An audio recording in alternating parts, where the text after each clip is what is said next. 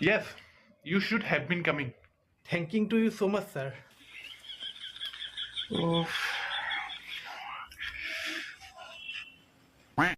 বহিয়ে দিলা যে মানে sir? মইতো তোমাক বহিবলৈ কোৱা নাছিলো who told you to sit Sorry, sir. Sorry. oh hell no আকৌ উঠিলা যে who told you to stand up বহিলা যেতিয়া বহিয়ে থাকা don't be over smart and don't use your fucking brain, okay? What is your name? Sir, my name is Albert. আগে পিছে একো নাই নেকি আগত আপুনি আছে sir, পিছত কোনো নাই. You are so fucking disgusting. I'm talking about your title, about your surname. What is your surname?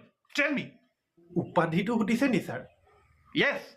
কোৱা তোমাৰ সম্পূৰ্ণ নামটো কোৱা Sir, মোৰ সম্পূৰ্ণ নামটো Albert comfort 2.0. What? Comfort? 2.0? Yes sir, হয়. ডকুমেণ্টছত কি আছে নামটো Sir, এলবাৰ্ট কমফৰ্ট বুলি আছে. আৰু 2.0? সেইটো নাই sir.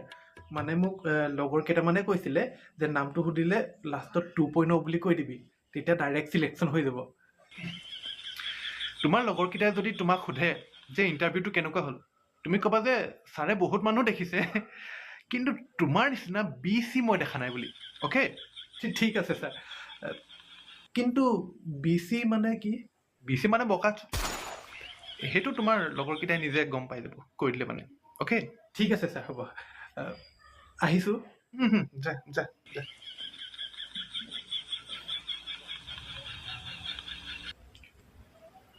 খেদা খোৱাৰ আগতে যে নিজে গুচি গ'ল সেইটোৱে ভাল লাগিছে Krishna. A few moments later. Excuse me, আহিব পাৰোঁনে? আহক. আৰে জুবিন দা আহক.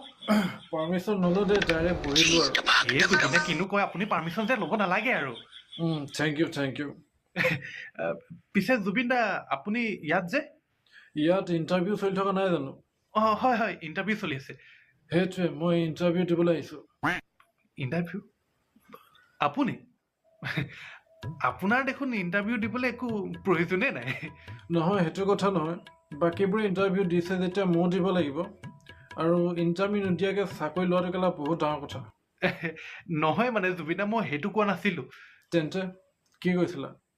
মানে মই কৈছোঁ জুবিন দা যে যিহেতু আপুনি ইমান ডাঙৰ ছিংগাৰ গায়ক ইমান মানুহক সহায় কৰে দান বৰঙণি দিয়ে সেইটো হিচাপত কৈছোঁ চাকৰিটো এইটো তেনে সাধাৰণ দেখোন আপোনাৰ কাৰণে. জীৱনত কোনো এটা কাম সাধাৰণ হ'ব নোৱাৰে আৰু মই মোৰ অভিজ্ঞতাৰ ফালৰ পৰা কৈছোঁ এই সাধাৰণ চাকৰিটো কাৰোবাৰ কাৰণে বহুত ডাঙৰ উপহাৰ হ'ব পাৰে. Mind it. সেইটো হয় জুবিন দা আপুনি ঠিকেই কৈছে. কিন্তু মই ক'ব খুজিছোঁ মানে জুবিন দা যিহেতু আপোনাৰ ওচৰত যথেষ্ট পইচা আছেই আপোনাক এই চাকৰিটো কিয় প্ৰয়োজন? পইচা আছে সেইটো মিছা নকওঁ. পইচা ইমানেই আছে যে মই তোমাৰ গোটেই খানদানটো কিনি মোৰ ঘৰত কেলা চাকৰি পুহিব পাৰোঁ. কিন্তু তথাপি নিজৰ বুলিবলৈ চাকৰি এটা লাগে. আৰু পইচাটোনো কি আজি আছে কালি নাই. এই খালোঁ ক্লাই হাগিলোঁ চেচ. একদম জুবিন দা আপুনি ঠিকেই কৈছে. কিন্তু পইচাটো খাব বা হাগিব নোৱাৰি জুবিন দা. আৰে তোৰ বাপেৰ মোৰটো মই কি কৈ আছোঁ তুমি বুজি পোৱা নাই নে কি? বুজিছোঁ জুবিন দা মই এনেই ধেমালিহে কৰি আছিলোঁ. চোৱা মোৰ ওচৰত বেছি সময় নাই. এই জুবিন দা কিনো কথাবোৰ কৈ আছে এনেকৈ নক'বচোন আৰু ইমান সোনকালে আপুনি আমাক এৰি থৈ যাব নোৱাৰে. আহিছোঁ যেতিয়া যাবতো লাগিবই. এনেকৈ নক'ব জুবিন দা আপোনাৰ কিবা হৈ গ'লে আমাৰ কি হ'ব? গোটেই অসমবাসী ৰাইজ দুখত ভাগি পৰিব. আৰে বাপেৰৰ মোৰটো মই সোনকালে ইণ্টাৰভিউটো দি ইয়াৰ পৰা যোৱা কথা কৈছোঁ. মোৰ বেলেগ কাম আছে. চৰি বাৰু সেইবোৰ বাদ দিয়া, ইণ্টাৰভিউটো আৰম্ভ কৰা. Let's start the interview. আপোনাক ইণ্টাৰভিউটো ল'বলৈ অকণমান ভয় লাগিছে. মোৰ খুকুৰীখন ক'ত আছে জানো? চৰি লৈছোঁ চৰি. বাৰু জুবিন দা পোনপ্ৰথমতে আপোনাৰ পৰিচয়টো দিয়ক. Tell me what is Euro name? চৰি এনেকুৱা প্ৰশ্নবোৰ শুনিলে মোৰ মুখৰ পৰা কেলাই মেলাই আলে বালে গালিবোৰ ওলাই যায়।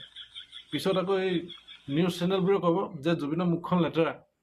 চৰি জুবিন দা, মোৰ ভুল হ'ল। এতিয়া তোমাৰ চৰিটো কেলা মই বিৰি বনাই পুকুৰত ভৰালেহে হ'ব। হা? মানে এতিয়া তোমাৰ চৰিটো মই বিৰি বনাই কেলা তুমি শুনি নোপোৱা নি ভালকে?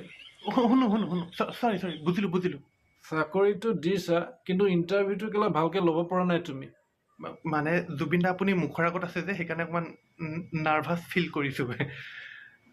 বাৰু যি হওক জুবিন দা, আপোনাৰ চিভিখন দিয়ক। টিভি নহয় চিভি মানে বায়'ডাটাখন দিয়ক। ডেটা মোৰ নাই নহয়। নহয় বায়'ডাটা মানে য'ত আপোনাৰ ইনফৰ্মেশ্যনবোৰ থাকে, ধৰক আপোনাৰ নামটো, আপোনাৰ ঠিকনা, আপোনাৰ বয়স কিমান, কিমান পঢ়িলে, কিবা এক্সপিৰিয়েঞ্চ আছে নেকি, ছেক্স, সেইবোৰে আৰু। আচ্ছা, এই বাকীবোৰ ঠিকে আছে কিন্তু এই ছেক্স এইটো মন নাযায় আজিকালি। মানে জেণ্ডাৰটোৰ কথা সোধে, মেল নে female? I'm sorry. I'm damn fucking sorry. My bad. I'm sorry. আচ্ছা, তুমি যে ক'লা ডেটা নহয় বায়'ডাটা হয়, তাত কি ইনফৰ্মেশ্যনবোৰ থাকে? হয়। এই মানুহটো যদি মুখৰ আগতে থাকে তেন্তে তোমাক সেই বায়'ডাটাখনৰ কি দৰকাৰ? নহয় মানে আমি তেতিয়া গম পাই যাওঁ তেখেতৰ ডিটেইলছখিনি আৰু। আচ্ছা, সেইবোৰ ঠিকে আছে বাৰু, কিন্তু তোমালোকক সেই ছেক্সটো কিহৰ কাৰণে লাগে? এই মতাই হওক কেলা বা মাইকীয়ে হওক, এই ইণ্টাৰভিউহে দিবলৈ আহে চাকৰিৰ কাৰণে। মানে জুবিন দা এইটো এটা ৰুল নিচিনা আৰু, ধৰক ফৰ্মখনতেই থাকে যেতিয়া। আৰু এই বালৰ নিয়ম এইবোৰ, আৰু নিয়মবোৰ বনাই কিহৰ কাৰণে তুমি জানানে? ভাঙিবৰ কাৰণে। আৰু মই নিয়ম এটাও নামানো, কিয় জানা? কাৰণ মই কেলা কাকো ঘেন্দা খাতিৰ নকৰোঁ, মই নিয়ম নামানোৱেই। এতিয়া মোৰ মাইকী মানুহে ৰিচেণ্টলি এটা নিয়ম বান্ধি দিছে যে ৰাতি 11টা বজাৰ পিছত ঘৰ সোমাব নোৱাৰিব। মই নামানো, মই 9:30 10টা বজাতহে আহোঁ। বাৰু সেইবোৰ বাদ দিয়া, তুমি বুজি নাপাবা, তোমাৰ হেৰিটো সৰু হৈ আছে, ইণ্টাৰভিউটো লোৱা। বায়'ডাটাখনো নানিলে নহয় আপুনি। আচ্ছা জুবিন দা, চেল মি দিছ পেন। আকৌ কেলা গৈ থৈ সেই একেটা ফৰ্মুলা, sell me this pen. Anyways, মই পেনটো তোমাক বিকিব খুজিছোঁ। Do you need this pen? No. Fuck of.